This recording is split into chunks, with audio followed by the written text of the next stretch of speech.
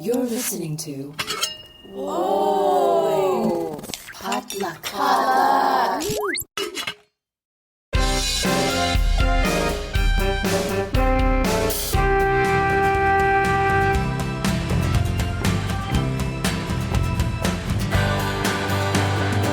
Welcome back to the Asians in Hockey podcast.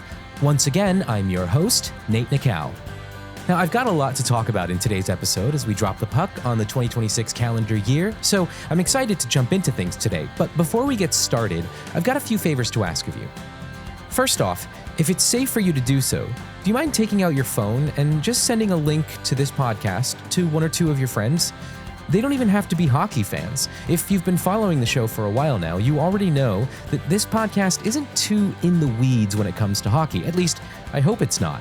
But please, spread the word anyway about the show. And secondly, if you'd like to help me out with some of the production and operating costs, you can do that through buymeacoffee.com. Just visit buymeacoffee.com/AsiansInHockey to make a donation, and as a gift, I'll send a cool Asians in Hockey sticker to anyone who donates at least $5 US. Now, to reiterate, I promise to never charge a subscription fee for the podcast. I'm just grateful to you for simply listening to the show. Third, if you've enjoyed what you've heard from us, I would love it if you could post a quick 5-star review on Apple Podcasts or Spotify. This is honestly the best way to get the word out about the show and to help us cultivate our audience. And finally, I would love to hear directly from you with your thoughts, stories, and feedback. So please head over to asiansinhockey.com and shoot me an email or send me a voice note. It's always great to get your thoughts on some topics, feedback on stuff that I've covered, or even your own stories of how you got into hockey. Thank you so much for being part of this community. Okay, on today's episode, I will be talking with Eula Idemoto, board president of the Northern California Women's Hockey League and member of Ang Sarap, an all-Filipino women's hockey team in the Bay Area.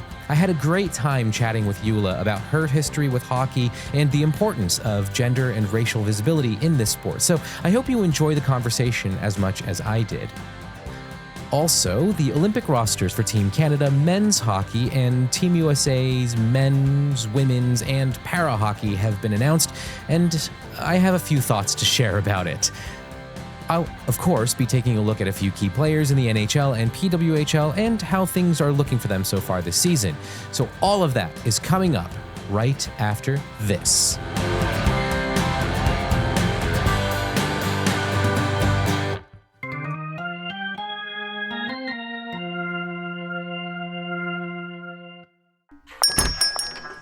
Hungry for spicy food and even hotter conversations? Craving community and authentic storytelling? Then join the table. This is Minor Legends, a new comedy fiction podcast supported by Potluck. Pull up every week with me, Angela Wong-Carbone, and follow the stories of me and my friends as we serve up tasty tales of what it means to be Asian American at our weekly dinner hang. If you enjoy deep dishing on absurd stereotypes like tiger moms who tutor your dating game rather than grades, the insanity of your parents' immigration story, to the legend of that one good Asian cousin you can never live up to, then pull up a seat and grab a plate. Featuring dinner guests like Ronnie Chang, Brian Park, Usama Siddiqui, Celia Au, Perry Young, Supriya Ganesh, and more. It's a tasty rotation that'll leave you belly laughing and steeped in relatable and spicy conversations. Can you take the heat?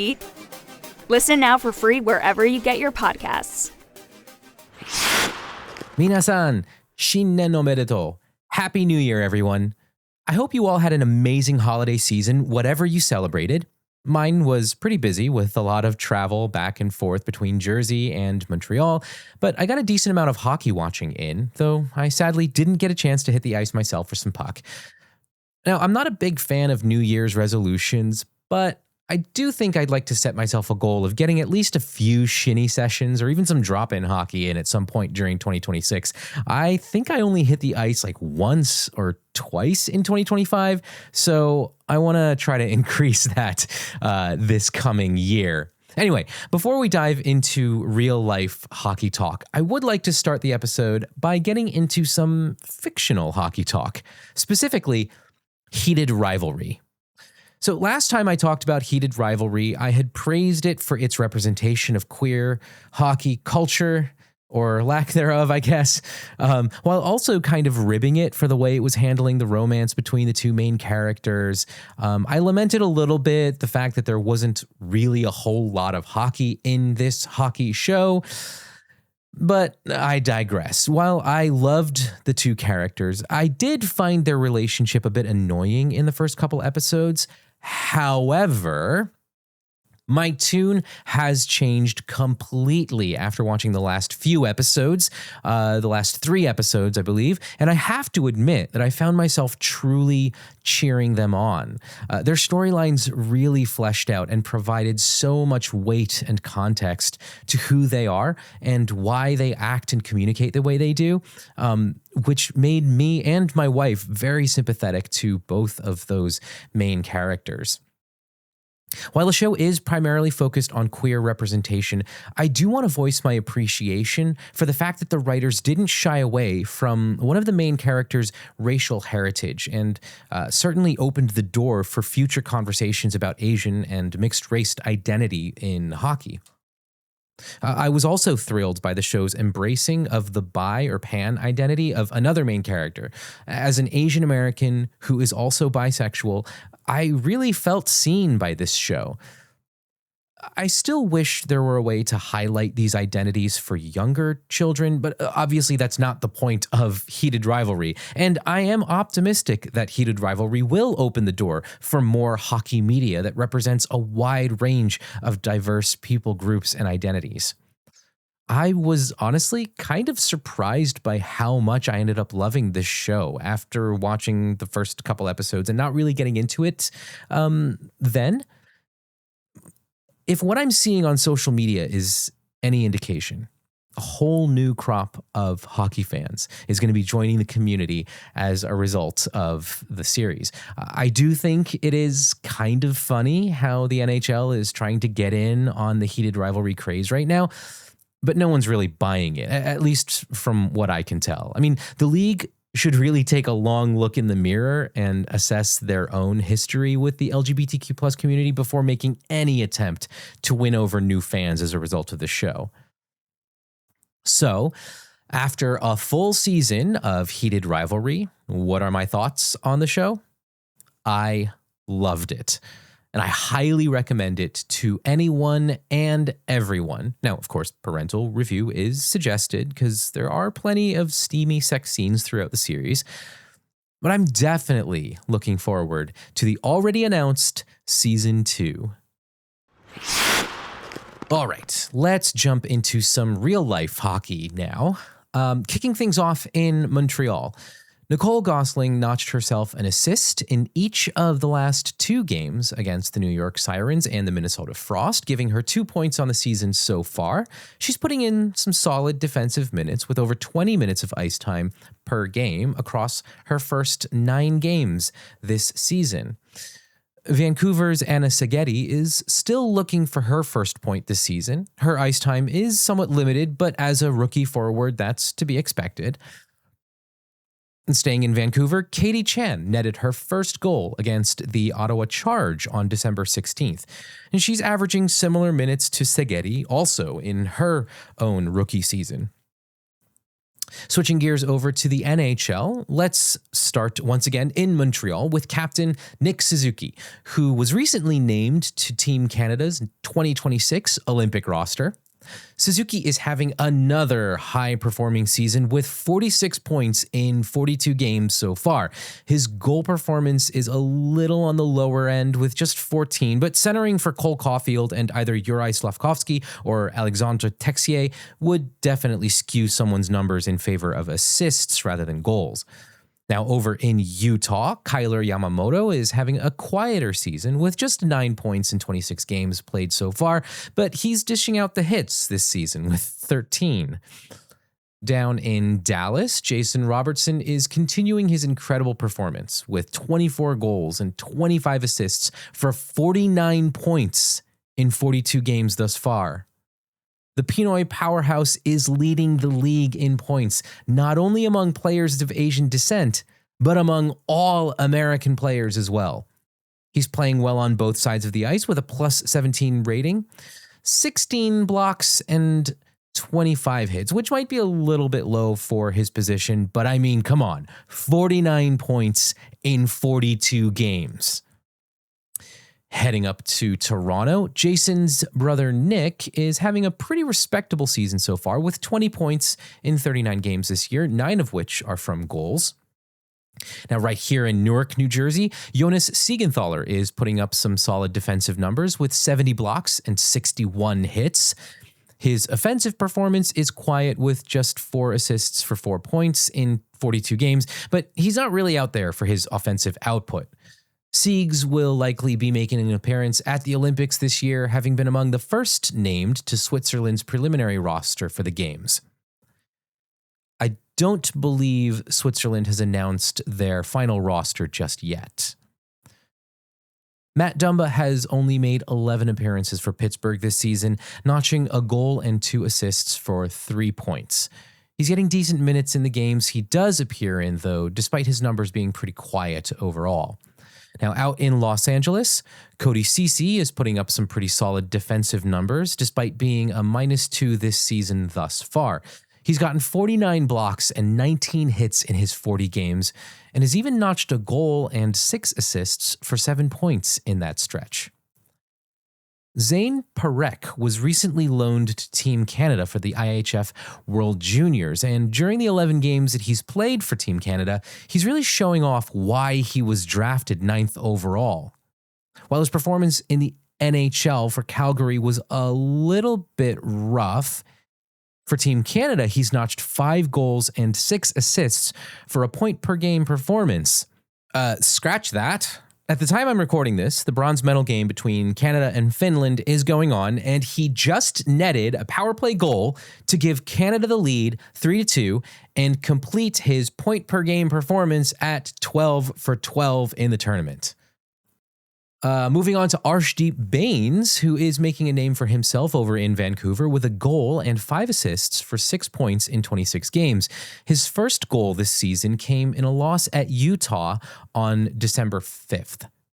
And finally, we have Jeremy Hansel, who was recently traded by Colorado to the New Jersey Devils. He's currently playing for their AHL affiliate, the Adirondack Thunder, but I haven't been able to track down his stats for the season just yet. I'll see what I can dig up for next time and give you all an update once I have some more info. Team Canada announced their men's hockey Olympic roster, and as I mentioned earlier, our podcast captain, Nick Suzuki, has been named to the team, which comes as no big surprise given his performances these past few seasons in Montreal. The women's and para-hockey teams won't be announced until this Friday, January 9th, so I'll probably talk about those in our next episode if any of our Asian players are named. Team USA announced their men's, women's, and para-hockey rosters all on the same day. In para-hockey, 3-time Paralympic gold medalist and 5-time World Championship gold medalist Jen Lee and Paralympic rookie Caden Beasley will be representing Asian America this year for Team USA. In women's hockey, there aren't currently any Asian Americans playing at an elite level, but I do want to make mention of the very first Black American women's ice hockey player to be named to the Olympic roster. Layla Edwards of the University of Wisconsin and potential number 1 draft pick in the next PWHL draft will be skating with the U.S. women, who are gold medal favorites this year. Okay, so at this point, I'm going to go off script a little bit and go on a tiny bit of a rant. A lot has already been said about the fact that Jason Robertson wasn't named to the USA Olympic roster. There are many who have articulated my own frustrations better than I could, but I want to approach the topic from a slightly different angle. Now, while I agree that this snub looks suspicious no matter how you slice it, he has the highest points total of any American in the NHL throughout this season and dating back to last season. He's a large player at 6'3" and nearly 210 pounds, and while his hits are a little lower than average for his position, his positive influence on his line has contributed to his +17 rating thus far. His absence from the roster serves to highlight an uncomfortable truth, that Asian ethnic identity is a barrier to entry in most team sports, especially here in North America. Friend of the show, Ava Wood, aka 365 Hockey Girl, posted a reel the other day that points out how suspicious his snub from the roster was, referencing a research paper highlighting the racial bias in drafting and development in the NHL. I link both to her reel and to the study in today's show notes. Throughout hockey history, minoritized players have had to reach levels of perfection that players of majority identities don't need to attain in order to reach elite tiers of the game, and even then, they may not achieve more than a minute-long shift, despite competing at the highest levels of talent. To this day, only one Asian American has ever played stand-up ice hockey for Team USA at the Olympics, Julie Chu. And given his performances, Jason Robertson should have been the second. But the mere fact that Asian representation for Team USA at the Olympics has been so abysmal only serves to underscore why podcasts like this one need to exist and why social media accounts like Asian Hockey Card Collection are so important. It's certainly strange to me that in 2026, we still haven't seen our first Asian American take the ice for the American men's hockey team at the Olympics. I can only hope that in 2030, we aren't still having this same conversation. After the break, I'll be back with my conversation with Eula Idemoto. Stay tuned. Hey, Sharon. Hey, Raman. How are folks still racist? I know, right? We're like 2 decades into the 21st century.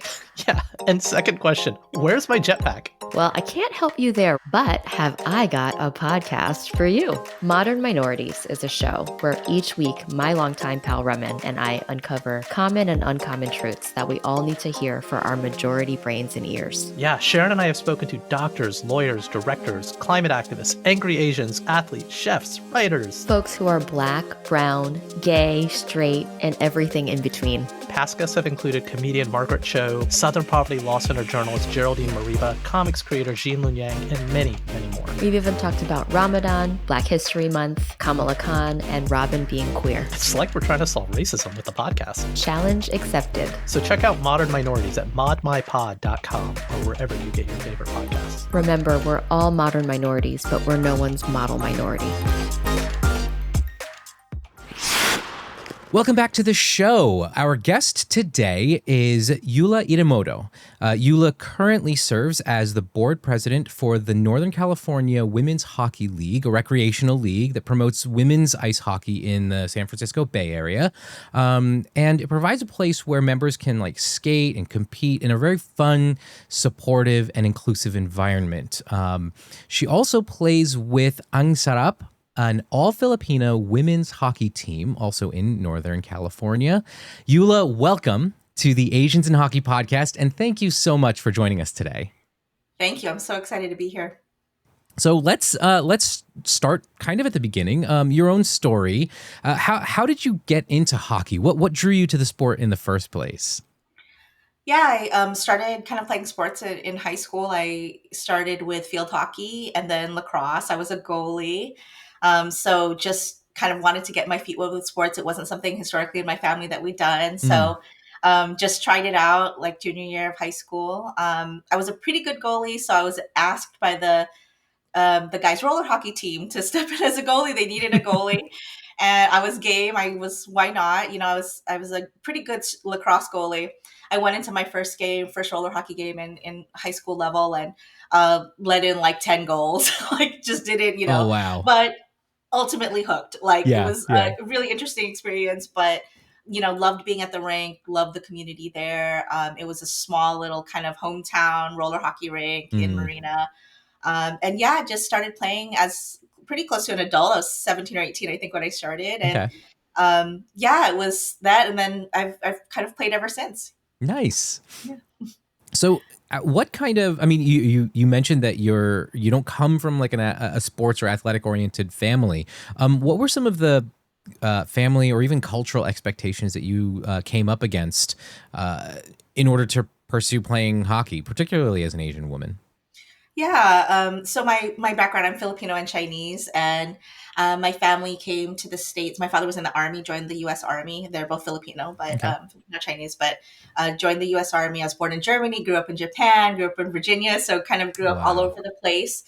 and navigated the things that are sort of typical with both being a military family and essentially an immigrant family in the States and in multiple places, both coasts.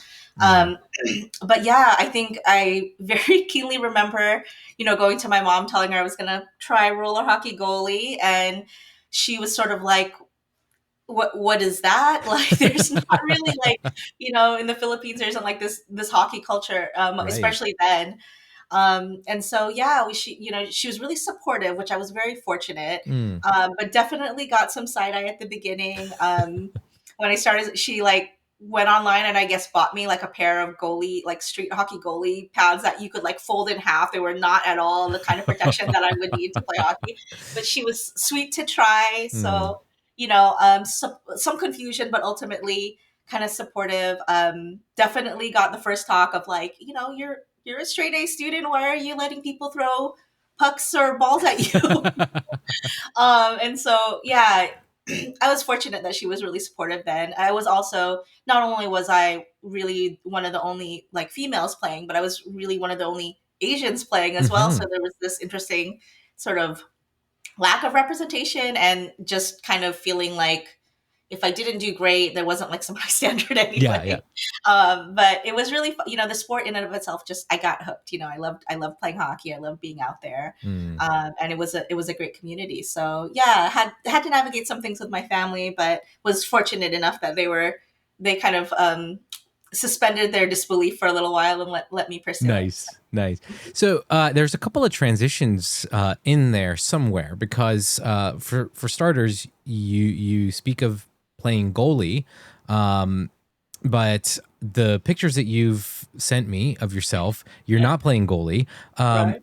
Also, you speak of playing roller hockey. Again, the picture you sent me of yourself is not you playing roller hockey. You're on the ice. So where did those transitions happen?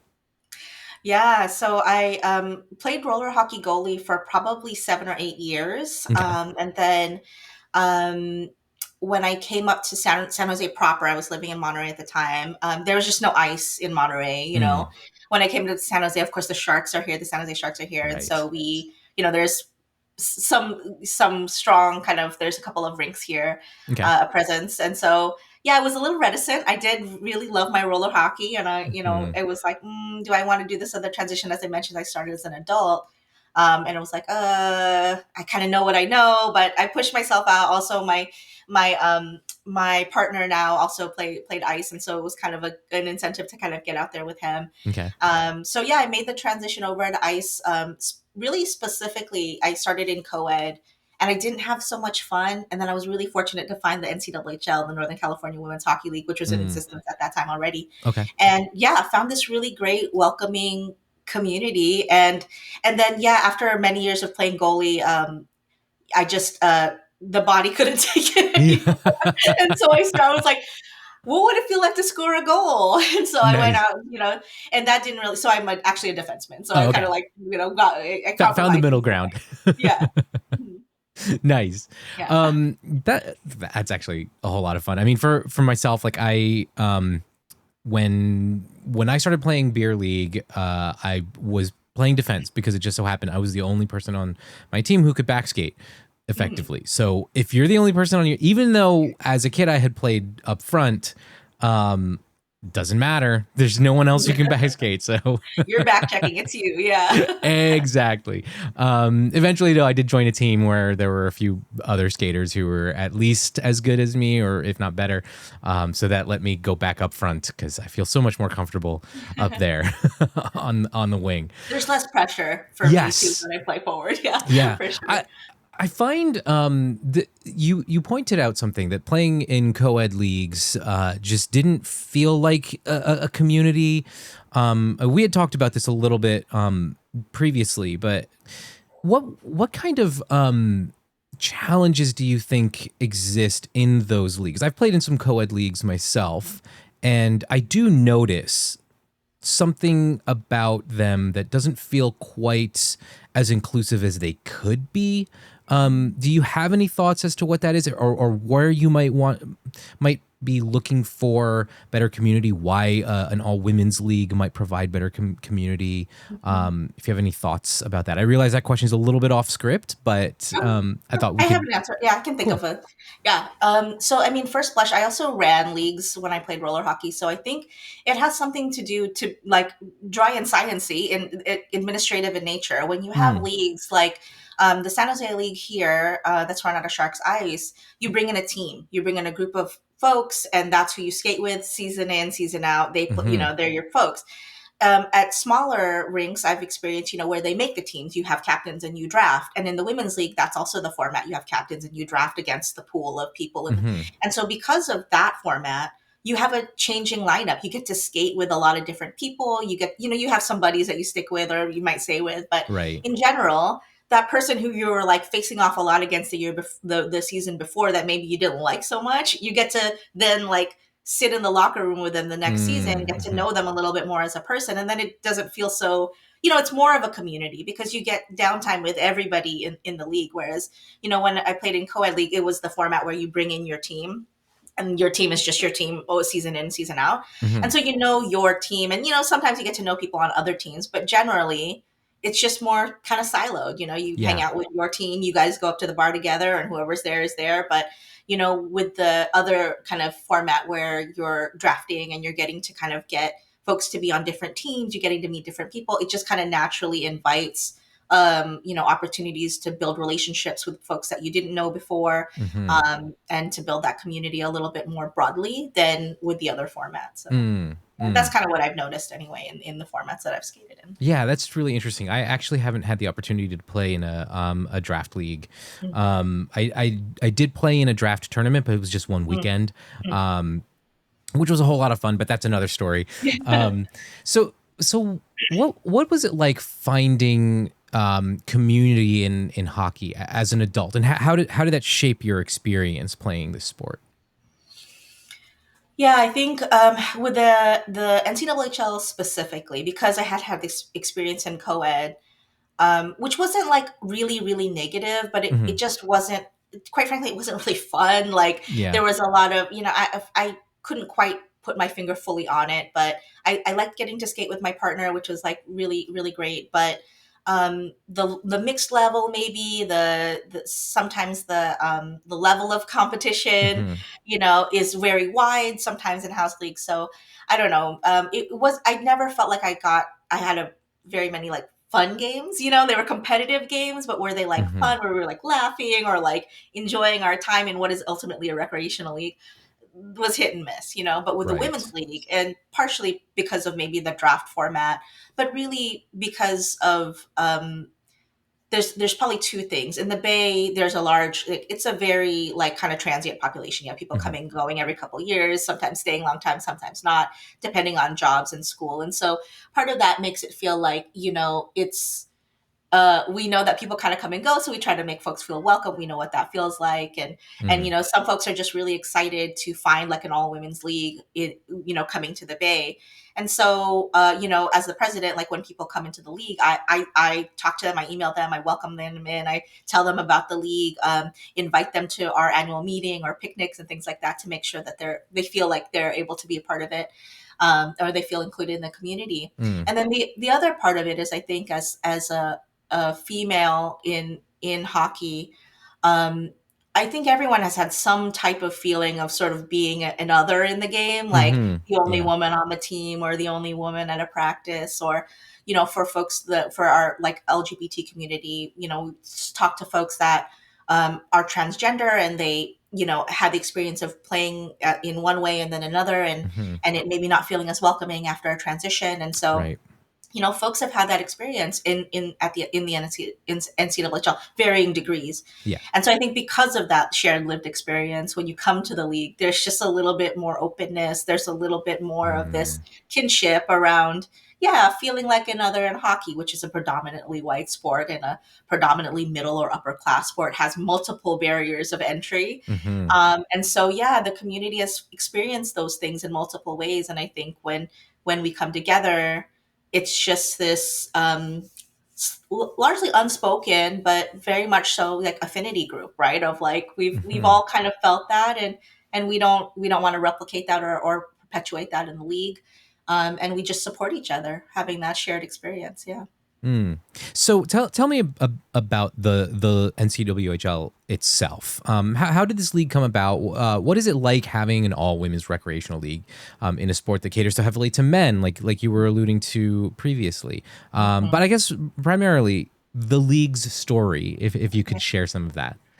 Yeah, so we started in 1993, so we're a little over 30 years old, and really have grown into a league with that we like to think offers a space for anybody at any level to come and play hockey. Mm. We have 4 divisions. Our beginner division is a true beginner division with folks who have like sometimes never even seen a hockey game or are putting Mm. skates on for the first time. They come out to.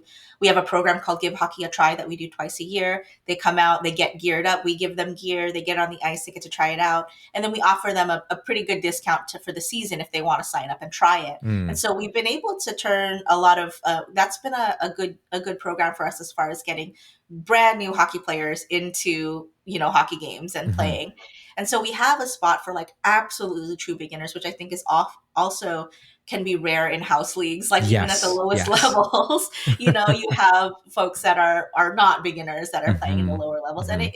it makes it feel less welcoming for people that really are learning how to skate or really Yeah. learning how to play hockey.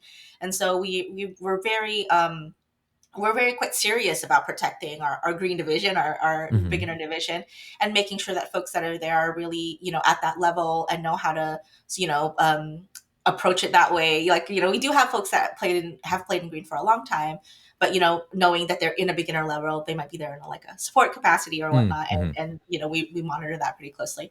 And then we have 3 levels above that. We have an intermediate, an advanced intermediate, and then an elite level. And in our elite level, we have anywhere from like girls that just graduated or aged out of the Junior Sharks program that just turned 18 and they're playing with us. And some of them are now playing with their moms in the blue division, which I think is just this amazing thing. And then, we have folks that have come from the East Coast that played collegiate hockey and are playing in blue. And then Mm. we actually also have folks that started with the league in the green division and have just gotten so good and just continue to play that they're now in the blue division with Wow. those skaters. Yeah. So it's great. I mean, it's really I mean, not quite a farm system, like Mhm. AAA kind of thing, but Right. Right. there's a very I think unique opportunity for folks to find the bar of entry for hockey that is right for them Mhm. and take it kind of as far as they sort of want to go. Like we have folks that enter at the intermediate or advanced intermediate level and stay in those levels, or they go up, if they want to work on their skills and go up. But otherwise they could stay in a place that's a level. We eval players between levels, so Mhm. we make sure we do our best to protect the top, kind of floor and ceiling of each division. Mhm. It's a lot of work. We have Yeah. 2 dedicated evaluation coordinators that put a lot of time and effort into it every season. But it feels worth it because it's a really unique offering. Like I said, it's a place for anybody that wants to play hockey. There's kind of a spot for them in the league. So Mm. that feels really good to be able to offer that. That is really cool. So you mentioned your Give Hockey a Try day. What are some other ways that the league is working to be more inclusive of beginners, people of color, people who just didn't grow up around hockey culture? Yeah, we before I was the president, I actually served as the community outreach coordinator, and pitched sort of this idea that knowing that the league was not just really generous, but also diverse, also feeling how important the representation would be for folks to come out and see adult women playing hockey at all the levels. Mhm. Like Mhm. it's just fun. So we did in our community outreach work. We've gone out and done volunteer work with various organizations just to kind of get our name out there and let folks know what we do. So we've done anything from like playing street hockey with kids at an organization called Sunday Friends, and they support low-income families with classes and things like that. And we offered like an opportunity. We went out and played street hockey with the school-age kids, and they got to Oh, talk to cool. us and see us. Yeah. We've also worked with Black Girl Hockey Club and Mm-hmm. Bay Area Young Cancer Survivors, as well as another local organization called Girls Garage that teaches girls how to use power tools and all of that. Oh, And so, cool. yeah, we found some organizations that feel mission aligned. They're not necessarily just hockey organizations, Mhm. but mission aligned, and have been able to work with them and, had them come out and like skate with us and see what we do. And, we've volunteered and raised money for them, even though we're our own nonprofit. Mhm. We run at cost. We try to keep our costs low. We keep the league accessible. But beyond that, we have run fundraisers for other organizations that we feel a kinship for. Mhm. And so, yeah, that helps kind of get our name out. To be honest, I would love to see a stronger partnership with organizations like the Sharks. I have a Mm. little bit of, you have a little bit of FOMO when you see like the way that the Kraken works with there's a Yeah. Seattle Women's Hockey League, and Mhm. and the the NHL team there has worked really closely with them, and I think because of that partnership, in part, certainly, that has helped garner that interest in bringing that PWHL team there, right? Like Mhm. they have a strong women's hockey team Yeah. scene, and the Kraken are involved and see the value in it, and that that is a really cool model. We don't work with the Sharks outright or anything, Mhm. but it would be great to be able to do something like that where we just leverage the resources because the league is healthy. Like we Yeah. have a regular 300 skater membership every season, Oh, wow. and that's coming and going. Like we have a rate of attrition of folks that leave, but we always seem to get those numbers back, no Mm. matter either through Give Hockey a Try or folks coming into the Bay that already play hockey. Mm. So we've been able to keep a steady membership of around 300 we bounced back post COVID, right? Like Mm. COVID, everyone shut down, the league shut down. We didn't, we didn't play, we couldn't play. Right. And so Right. we've really been able to recover. And so I think it shows that there is a really keen interest in women, even recreational women's hockey, Mhm. in the Bay, and would be great to see more investment in that in some way. But yeah. Yeah, yeah, and I think with the growth of the PWHL and now its existence out on the West Coast, Mhm. I'm hopeful that that only means good things for you and your Yeah. league, Yeah. because it's exciting, especially with two teams out there in the Pacific Mhm. Northwest. That should be hopefully a boon, but Yeah. we'll see. I'm excited for that. I really am. Yeah. I've said in other episodes that I still have yet to fully sink my teeth into the PWHL. The NWHL and PHF were a little too near and dear to my heart. That Oh, yeah. that. Say goodbye just yet. Yeah. Yeah. Like I still, I think it was an earlier episode where I mentioned that I'm still a diehard Metropolitan Riveters fan, Yeah. even though the team doesn't exist anymore. Yeah. Yeah. No, I mean, I think it shows that it is like it's an investment of time and resources that doesn't always pay off immediately. Mhm. But I think those leagues paved the way for the Oh, success of the absolutely. PWHL, obviously, for sure, Mhm. and also helped leagues like ours. Yeah. Folks, there was some presence of professional women's hockey for a really long time, and I think the PWHL is just sort of the evolution of that. So it's Yes, exciting to see it absolutely. grow. Yeah. So let's transition a little bit and talk about your own club, Ang Sarap. It's an all-Filipino hockey team. So how did this team come about? What does it mean for you personally to play in an all-Filipino club? Yeah. It I mean, I still so remember clearly sort of sitting down on a bench we played at Belmont Iceland, which is now unfortunately closed, but I was sitting down next to a friend of mine, Bridget, who was Filipino, and Okay. we were like, oh, it'd be so funny if like we just formed a team, and it's like, oh, there's like me and you and Bridget's sister, and I was like, oh, and this person, and then this person, and another person. I was like, do we have like a team? Like, is there actually enough of us? And we came up with a list of like 15, and we are like, no cheating. Everybody's Filipino. We're not, Yeah. not just married into the family or anything. We're all Filipino. And so it was really exciting to sort of kind of come to that realization. We hadn't not really thought about it. We'd skated together for some time. And then when we really stopped and took stock, we were like, there's like, we could do this. We could have a team. And so, we sort of sent an email around, and we're like, you guys want to do this?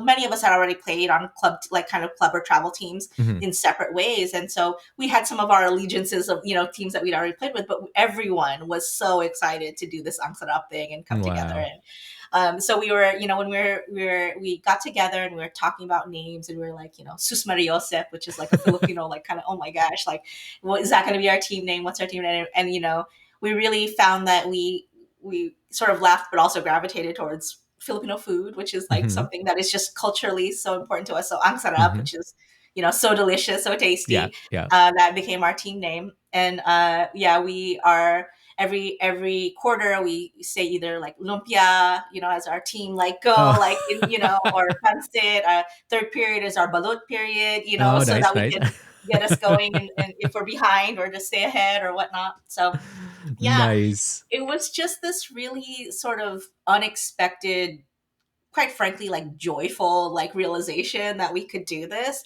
And Mhm. we did really come together around food. Like our first tournament that we went to, we sort of famously started a potluck. We were just like, okay, you go get the lechon, you're bringing, my mom came Oh, that's to, amazing. yeah, and she cooked pancit in the Airbnb, and I brought it, and so we Wow. did it at the tournament, and people from the tournament started coming out, and they're like, oh, like, well, we don't have any food. I'm like, this is That's Filipino yeah. style. You come and get what you Mhm. want. You're good. Exactly. And so we were, and then every year since, it has evolved. It's the potluck has remained, even if Ang Sarap hasn't played in the tournament. And someone always brings adobo, even if we're not there. Of So, course. there's adobo, there's a rice cooker, Beautiful. there's like Beautiful. this little vestige of that first time. So, but yeah, like it was joyful. And, I think we all had stories that we shared about, the first time our parents found out we were playing hockey, and they're like, Mm. you're doing what? Like, why are you doing that? What is that? You know, but then, have I, so sweetly remember my mom, like I mentioned, my mom coming out, and we made it to the championship game, that tournament. Mm. And we were, I took a penalty, and I went to the box, and I Oh. was sitting there, I was like, oh no, my mom saw that. What's going to happen? Follow, I'm in trouble. And so I came out, and I think the next period, I scored a goal from defense, and I don't usually score goals, but we were Wow. behind. I scored a goal. We ended up winning the championship. And Nice. I came off the ice, and my mom was like, that penalty could have cost you guys the game. And I'm like, I scored a goal, we won. But it was just this funny, and we joke about it all the time. But my mom was like, your team, you're gonna, she's like, like I said, follow, I'm in trouble. Yeah. I was like, oh, but we just, it's just funny how all of many of our moms took to it. They Yeah. were really hockey fans, but getting to see us play was kind of fun. And yeah, she's group mom, team mom, Aw. so yeah, like I said, lots of joy, which I was grateful that we found that particular, that we were able to bring that together. Yeah. Yeah. That's, I mean, something that's so, I think inherent to that side of my family, the Filipino identity just feels so joyful, Mhm. I mean, it rhymes, Pinoy joy. So, Yeah, yeah, totally. I'm almost imagining, like, if I were on your team, I would see if I could get, like, not my real name on my jersey, and get like Bagaong or something Oh on yeah, the back of the yeah. jersey. We were like, you're gonna be, pinakbet. You're gonna be the dinaguan, like all of that. We do have our own like Ang Sarap jerseys, which it's not food themed. It's got like the Filipino kind of star in the Oh, puck okay. and all Oh, of that. cool, Yeah, cool, cool. but yeah, definitely. Nice, nice. So like I mentioned, I'm half Filipino myself. I would love to hear about how being on this team and developing this kind of community, but maybe even hockey at large, as you sort of see the landscape shifting and you see some representation out there, like the Robertson brothers, for example, or Matt Dumba, where you see Filipino names in the sport. How has that maybe shaped your connection to your cultural identity, especially being, both Filipino and Chinese? How does that then, for me being half Filipino, half Japanese, there are different touch points for me in different places. But what are some ways that this experience with hockey has kind of influenced your own cultural connection? Mm-hmm. Yeah, I mean, it's interesting because it's all very new as far as like the Philippines and hockey, and getting to kind of Mm-hmm. put those things together in like even a large bucket. But the group, the Ang Sarap group recently was talking about, they had put like a worldwide call, the Philippines. They're trying to put together teams, so they're like worldwide, like if you're Filipino, like, and some of us are 40 plus, and we're like, oh, we could go, like, do they want some titas or what? Like, we could do that, like a Lola here and there, but it was fun. It was exciting to see this growing interest in the Philippines for hockey, for looking. And then, as it starts with a lot of I think a lot of situations where it's not a popular sport yet, you pull like folks that maybe live in the States but then when that does happen in the Philippines, there's like this excitement for it, which we're seeing kind of starting to grow. Like they are putting those calls out, and they're starting to send like even youth girls teams to tournaments, which is like really exciting.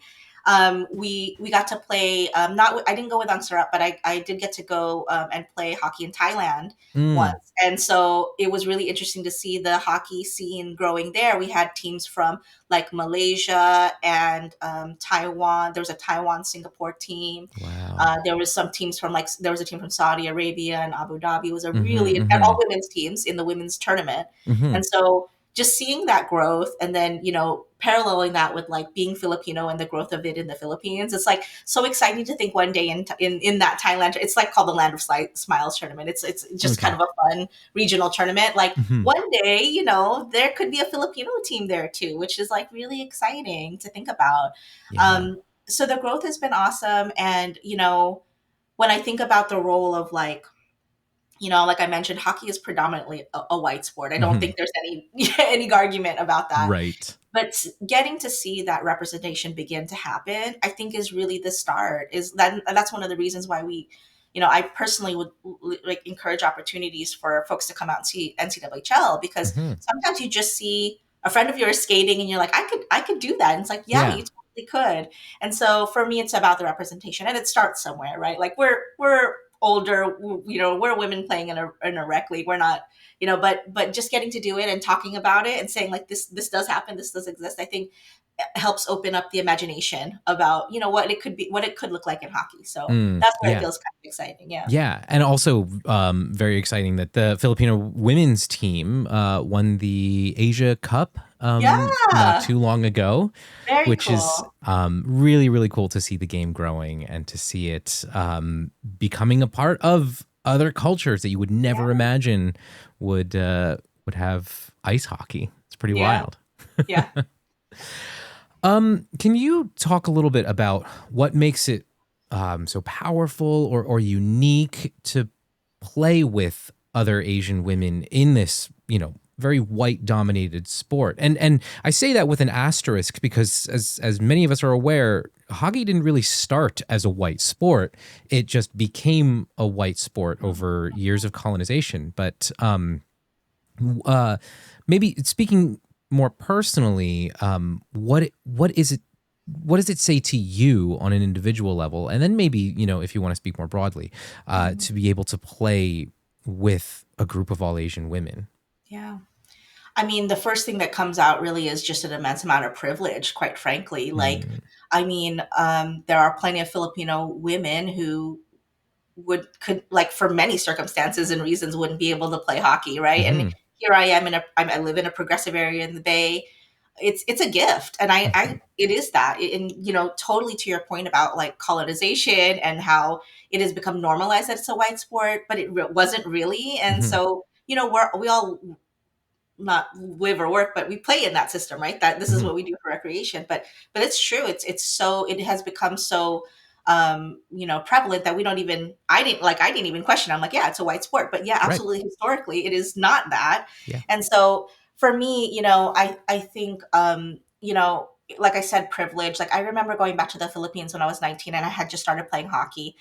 And my family in the Philippines is not wealthy. They live, in a generational home. My mom is one of 9, and so many of them still live, many of my aunts and uncles still live there with many children. And I remember being really reflective in that moment about how, like, when I come back to the States, I drive a car, I have my own room in my house, I go any night I want to go play hockey. Mhm. My cousins, my family in the Philippines, that's not even a reality for them. You know, they live in a home where they share a one room with their whole family. Right. Nobody, you know, they don't drive car, they don't have their own car, you know, they don't have that Mhm. kind of mobility, they don't have the kind of flexibility to just go do something on a Thursday night at 11 o'clock, go play hockey, you know? Right.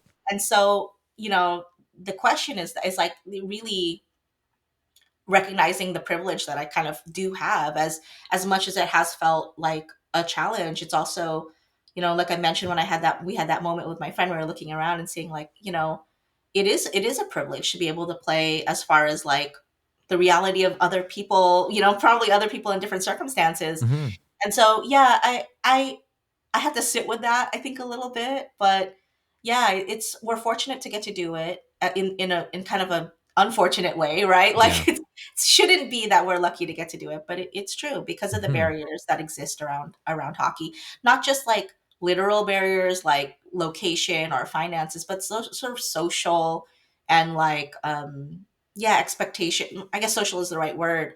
You know, when we formed Ang Sarap, I was talking to a close friend of mine and who is white, and they were like, "Well, how would you feel if I like formed an all like white only team?" And I'm like, "It is that. Like that's Mhm. all of hockey now. Like Mhm. that's what you have. Like you don't have to form that. That's how Yeah. it is." Like, Yeah. and it was a really weird thing because this is somebody who I have a great relationship with and still do, but really just didn't see what they didn't see. You know, as far Mhm. as like this is both like a new strange new world for a lot of us, and Mhm. yeah, you do, when you think about it deeply, have to confront your privilege that you're like in an area where you can access hockey, we can afford to play, you know, we can afford Mhm. to, you know, buy gear every couple of years. And not me, I've never changed my skates and I never will. But you know, but there is a piece of that you struggle with, you know. You're Mhm. like, I see my cousins that live in the Philippines and they don't have, you know, the same opportunities to pursue some of these even recreational things that I do. And so, Mhm. yeah, that's something to confront, I think, for sure. Yeah. Yeah. That's equally humbling and confronting. It Mhm. is really powerful to recognize, where our roots are, and to see where we're at now, and hope and dream for a future where Yeah, more and more people can have the stability of life to be able to right. say, hey, for recreation at 10, I got a 10:30 puck drop, Yeah. And I and could do that. Yeah, yeah, right. exactly, Yeah. exactly. um so what are some, you were speaking about whiteness in hockey. What are some of the challenges that you've faced in navigating this? How do you think about your own proximity to whiteness Mhm. as Asian players, given particularly the sort of racial hierarchy in the U.S. in particular, but this exists in a lot of other multi-ethnic countries. That there is a bit of a hierarchy, but here in the U.S. we do find that race sort of plays out on a binary of black and white. And so Mhm. Asian people, brown people, we find ourselves kind of lost in that. But Mhm. at the same time, we do experience some privilege because of our proximity to whiteness. So can you speak a little bit about what how you've kind of navigated some of that?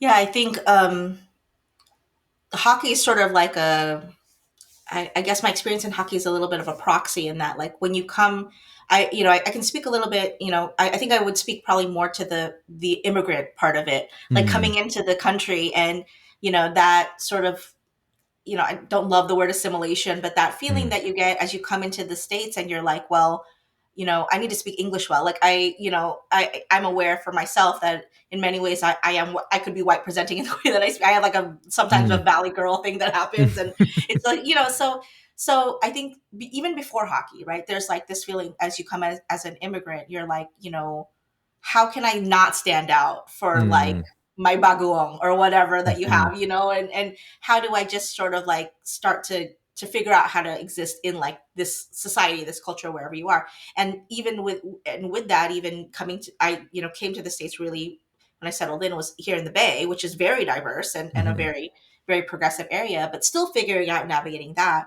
And I think for me, certainly hockey felt like, oh, well, like, have I arrived? Like these are all, or like Mm-hmm. I'm in a white community. This is a white community. I'm here. I'm able to be here, and so there's definitely a journey I think I personally went on with like feeling kind of like okay, I'm acclimating. I'm getting there. Like I'm doing a thing that like my white friends did. Like we could all Mm-hmm. go to a hockey game. I know who hockey players are, and I can do that. And then I would say that was the gift of Ang Sarap, maybe specifically, was that suddenly, at one point, and I do think it took a while. Like Ang Sarap kind of came together in my late 20s. Okay. And so I had that journey, when I was younger, it was like so exciting to be in a group of like, yes, I'm homogenous, Yeah, I'm here. yeah. And then, like I said, I think that those moments where we were talking about looking around and being like, actually, Filipinos do play hockey, and we are here, and we're already here, and like then we suddenly like really like I don't want to say fell back, but we felt more comfortable in like sort of our own skin as far as like, yeah, we're gonna say balut right now. We're gonna do this. We're not gonna be so delicious in English. We're gonna be ang sarap and make them say that. Like Yeah, ang yeah. sarap, Yeah. and so there was, this real moment where we kind of just because there was a group of us, we just felt a little more comfortable in our own skin and in the hockey world, the larger hockey world. And that was that like I mentioned the word joy, and I really think that's the piece of it. But yeah, it's a journey, because when you come in, it is a very white sport, and you feel like, let me just figure out how to get on here. Let me figure out like anything from like, how do you warm up? Oh, you do this. Oh, you skate. Okay, this is what everyone's doing. There's so much of this like sort of some process of it that's already normalized for people that have been playing for a long time or whatnot. And you figure out that piece and how you fit there. And so I think that is what's special about Ang Sarap and leagues like the NCAA, where your otherness is sort of embraced. You can be that, and it doesn't feel like it's different. And so, yeah, I do think it's a journey. I think at first you're kind of like, for me anyway, personally, I was like, okay, I'm in, like, Yeah. And then, as you get older, you wonder a little bit more. And I also had a kid. And so I'm like, what do I want their relationship with the world to be, in their culture, and their like them being able to be themselves, yeah. So it's like, it's a path. It's just, you kind of have to walk it and learn where you come in, come out, but finding your group of folks that you feel really reflect. And, the group of the Ang Sarap, it's not just that we're, certainly we're all Filipino, but we also have this shared intersection of hockey, which is also unique, so there's a couple of different intersectionalities that come together on that team. So, which is fun. Yeah, yeah, and that's what I'm finding too, as I've been working on this podcast and trying to even reconcile with my own kind of weird relationship that I've had with my racial heritage, and the part of the reason I even chose hockey as a sport to play was because that's what the white kids in the neighborhood were doing. And totally. that it did feel like an achievement. I resonated so much with what you were just saying there of like, did I arrive? like I'm with the white kids. I found a way to fit in with the white kids. And kind of to my shame, but part of also why I feel like I want to talk about all of this on the podcast, because, it's not something that we see as being, front and center. And yet it's happening, right? Like, so I'm all for, putting on the posters the most talented players that you can to get kids to imagine that they could be on the ice, right? You see somebody like Connor McDavid and you're just like, oh my God, that guy can skate, but then you're missing opportunities for kids to see themselves when they don't look like Connor McDavid, which is why one of the things that I'm so jazzed up about in Montreal is the fact that the captain is Nick Suzuki. And I just last weekend, I was up visiting my wife's family, and I mentioned this in a previous episode, but I saw a little Asian kid trying out gear. His parents were there, and they were all, in the sports shop, learning about the sport and trying skates on, trying out a stick, doing the whole thing. And I was like, how much of that is a product of the fact that we're seeing this, that the captain of this local team and arguably the most historic team in the league. Quite a fan. Yeah. You're a fan. Oh, yeah. A homer. Yeah, no. Yeah.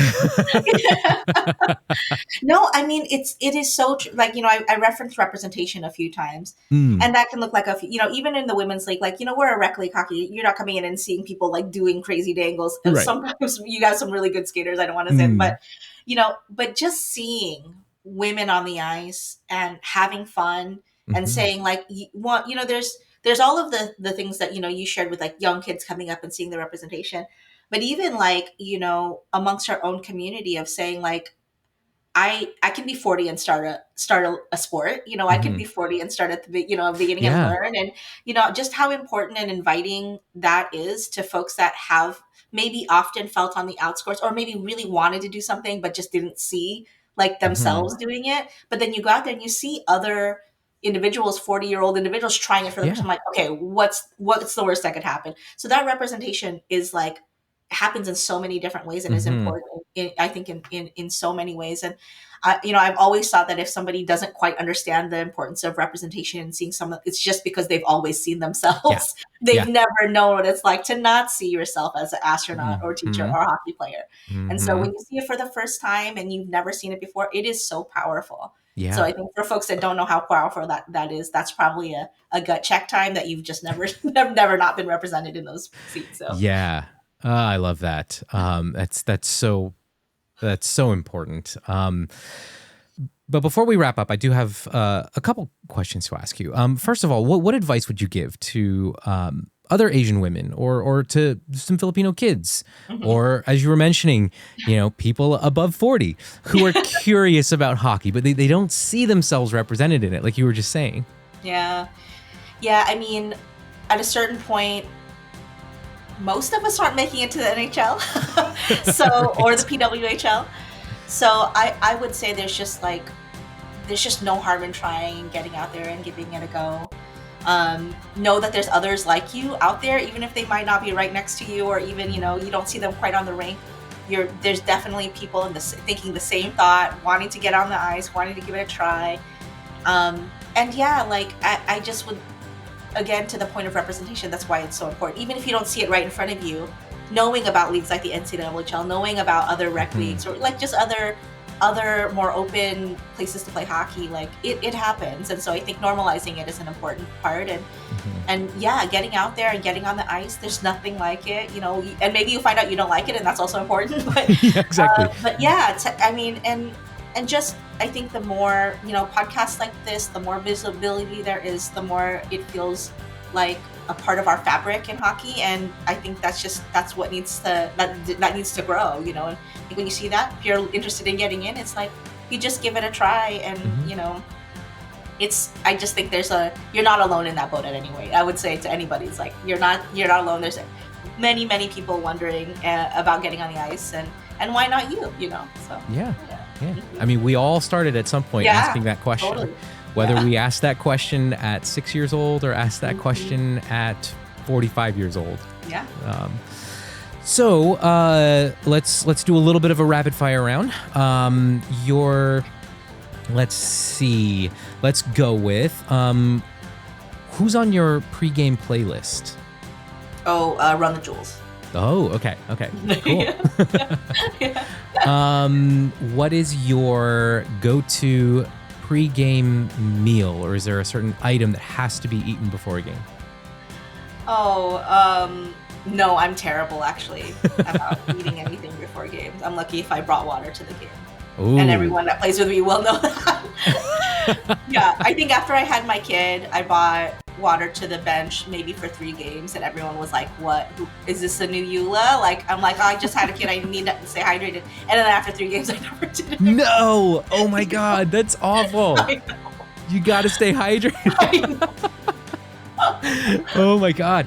I remember going into a drop-in night And I sat next to this guy on the bench, and I had left my water in the locker room, and I'm like, I don't want to get back out because of the way that the rink was designed, it's not easy to get back to the locker room. So I'm like, hey, can I have some of yours? And he's like, yeah, sure. And I took one sip, and it's straight. He just had vodka in his water bottle. Wow. I'm like, what? Oh He's my like, gosh. dude, it's dropping. What did you expect? I'm like, not this. Wow, that would be quite the surprise. Yeah. I didn't handle that one very well. Vodka and water, so maybe I'm dodging a bullet. No, just kidding. Yeah. It could be worse. You could end up with a bottle of vodka on the bench. Totally. Cool. Well, Eula, this has been a blast. Thank you so much for hanging out and for telling us your story and talking about the league. Before we go, where can people find out more about you, about the league? Is there someplace on social media? And for anybody who, like, I'll put links in the show notes, but if anybody's driving, obviously do not go clicking around in the show notes. Just listen to what we have to say here. Yeah, so we have a website, the ncwhl.com. Let me restate that, ncwhl.com. And we're on social media on Facebook and Instagram, ncwhl. I think in both handles are for both. And yeah, we'll post about upcoming events. We like to also kind of plus one any other women's sports events going on in the Bay. So if you're interested in learning about that, we try to bump the signal on anything going on with like Bay FC or Valkyries, or we have a new sports bar, Ricky's, opening up in San Francisco, so we try to support those. So that's kind of our goal with our social media. But you can also find like when registration opens and when our Game Hockey and Try Day is. So on Instagram and Facebook, and our website ncwhl.com. Awesome. Yeah. So if you're listening to this and you're in the Bay Area, definitely go look them up and check out Give Hockey a Try Day. How you say you hold them twice a year? Yes, we have actually one coming up in August. We're all full. We usually fill up pretty quickly. Then, yeah, we have over 50 folks signed up right now. And then we have another event usually in the March or April kind of time frame. So. Okay, awesome, awesome. That's actually perfect timing because you've got the start of the NHL season, and then sort of as you're walking into the playoffs, it's sort of like the big excitement. Yeah, totally. That's perfect. Awesome. Well, thanks again, Eula. This has been great, and we'll definitely be in touch, and hopefully we'll have opportunity to collaborate on some stuff again in the future. Yeah, thank you so much. Thanks for having me. Absolutely. That's it for today's episode. Be sure to tune in next time when I'll be speaking with Sheng Peng, a journalist who covers the San Jose Sharks for San Jose Hockey Now and NBC Sports Bay Area. He's also the co-host of the San Jose Hockey Now podcast. Be sure to subscribe if you haven't already so you don't miss out. Thank you so much for listening. Asians in Hockey is part of the Potluck Podcast Collective and is hosted and produced by me, Nate Nakao. Contributing producers are Chad Soon and Chris Wu. If you like what you've heard, leave us a 5-star review on Apple Podcasts or Spotify, and share this podcast with your friends. To keep up with us on socials, follow us on Instagram and Threads at Asians in Hockey, and on Blue Sky at asiansinhockey.com. You can also find us on Facebook at facebook.com/asiansinhockey. And please feel free to shoot me an email at asiansinhockey@gmail.com, and don't forget to visit asiansinhockey.com for more great content. See you next time on the Asians in Hockey podcast.